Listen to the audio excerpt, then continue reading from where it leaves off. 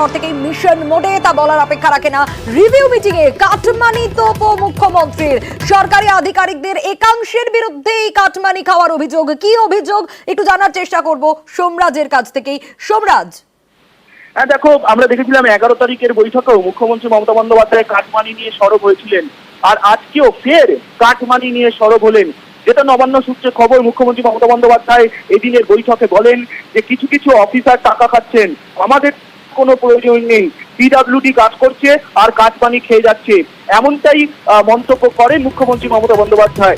এর আগেও 11ই জুন যখন মুখ্যমন্ত্রী বৈঠক করেছিলেন তখনও কাটমানি নিয়ে সরব হয়েছিলেন, আর আজও কাটমানি নিয়ে সরব হলেন। তবে আজকে অফিসারদের উদ্দেশ্য করে বললেন যে কিছু কিছু অফিসার টাকা খাচ্ছেন, অর্থাৎ এই ধরনের অভিযোগ যে নবান্নে এসেছে, খোদ মুখ্যমন্ত্রী মমতা বন্দ্যোপাধ্যায়ের কাছে এসেছে, তা তিনি স্পষ্ট করে দিলেন এদিন প্রশাসনের শীর্ষ আধিকারিকদের উপস্থিতিতে, এবং তিনি স্পষ্টতই বললেন যে কিছু কিছু অফিসার টাকা খাচ্ছে বলেই আমরা নবান্ন সূত্রে জানতে পারছি।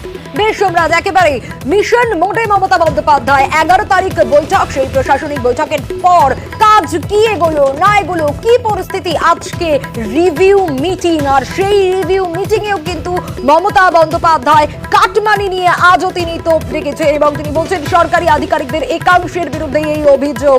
পিডব্লিউডির আধিকারিকদের একাংশকে রীতিমতো তোপ দেখেছেন মমতা বন্দ্যোপাধ্যায় নবান্নের এই বৈঠক থেকে। শুধু তাই নয়, উদ্বাস্তু পাট্টা বিলি সেখানেও বেনিয়ম হয়েছে, একেবারেই কাজে খুশি নন মমতা বন্দ্যোপাধ্যায়। ভূমি ও ভূমি রাজস্ব দপ্তরের সচিব যে কাজ করেছে, সচিবের কাজে ক্ষুব্ধ মমতা বন্দ্যোপাধ্যায়, রীতিমতো ক্ষোভ প্রকাশ করেছেন মুখ্যমন্ত্রী।